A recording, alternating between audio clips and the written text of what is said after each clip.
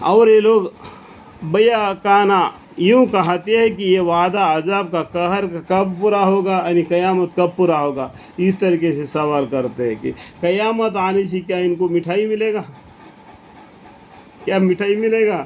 قیامت آئے گا تو نام عمل بانٹ دیے جائیں گے، تو اس ٹائم پر جس کے نام عمل بانٹ دیے جائیں گے تو جہنم کو دیکھ لے گا، جس کے نام عمل دائیں ہاتھ میں ہوں گے وہ تو جہنم کو دیکھ لے گا.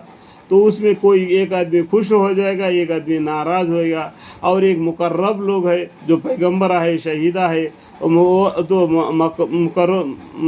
مقبولی ہے. ٹھیک ہے، تو اگر تم سچے ہو تو بتلاؤ. آپ کہہ دیجیے کہ عجیب نہیں کہ جس عذاب کو تم کو جلدی مچا رہے ہو اس میں کچھ تمہارے پاس ہی آ لگا ہو، اور آپ تک جو دیر ہو رہی ہے اس کی وجہ یہ کہ آپ کا رب لوگوں پر اپنا بڑا فضل رکھتا ہے.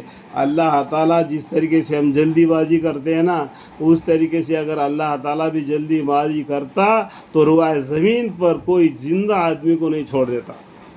اللہ تعالیٰ ڈھیل دیتے ہیں، صبر کرنے والوں سے بھی زیادہ صبر کرتے ہیں. یہاں تک صبر کرتے ہیں سکرات حالت میں بھی یہ اللہ اللہ کر کے مرتا ہے، اللہ مغفرلی کر کے مرتا ہے. کیا کس طریقے سے کہا کر مرتا ہے کر کے اللہ تعالیٰ دل کے تک بیٹھ کر سنتے کہ دل سے کیا کہتا ہے. تو بازو بیٹھے آدمی بولتے ہیں کہ کلمہ پڑھ لو، کلمہ پڑھ لو، یاسین شریف پڑھ لو. تو سکرالی حالت میں اس کی کیا حالت ہے اس کو معلوم ہے. باقی لوگوں تو کہتے ہی کیونکہ حدیث میں لکھا ہوا ہے کہ یاسین شریف پڑھو، کلمہ پڑھو بول کے. کیونکہ اللہ تعالیٰ اس کا دل کے اتنا قریب ہوتا ہے کہ یہ مرتے دم تو یہ اللہ مجھے معاف فرما کر کے مرتا ہے کیا نہیں. ٹھیک ہے، اللہ تعالیٰ اتنا رحمان رحیم ہے. لیکن اکثر آدمی اس بات پر شکر نہیں کرتے. الحمدللہ رب العالمین. اور آپ کے رب کی سب خبریں اور آپ کے رب کی سب خبر ہے جو کچھ ان کے دلوں میں مخفی ہے اور جس کو وہ اعلانیہ کرتے ہیں. اللہ تعالیٰ کو سب معلوم ہے. جو دل میں ایک بات رکھتے ہیں زبان سے ایک بات کہتے ہیں. ان ربہم بہم یومئذ لخبیر. اللہ تعالیٰ انسانوں کے بارے میں اس کے مطلب پوچھنے کی ضرورت نہیں، اللہ کو سب معلوم ہے. اور بھی نام اعمال بھی ہے ساتھ میں. ٹھیک ہے، اور بھی اس کا زبان بند ہو جائے گا، ہمارے ہاتھ پاؤں بیان کریں گے. ابھی کہاں چھپ گیا؟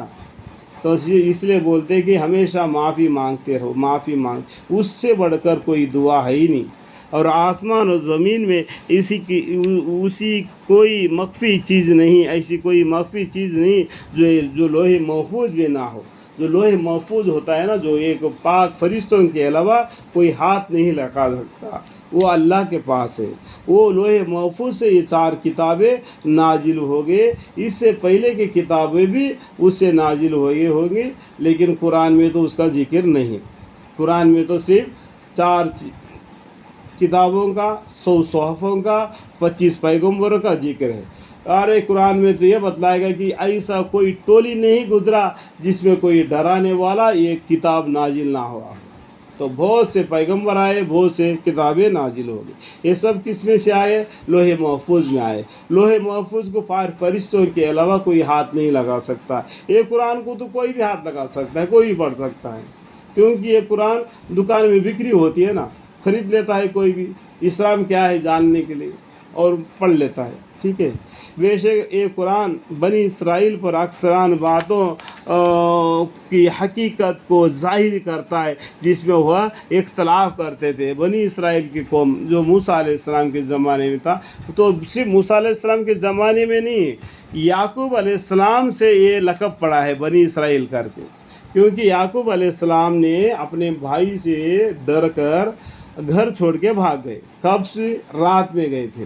اس کے بعد میں جتنے بھی پیغمبرہ دنیا میں آئے، جو بھی سفر کیا تو رات میں سفر کیا. تو بنی اسرائیل ایک نگ نیم ہے کہ رات کو سفر کرنے والے. سمجھ میں آیا؟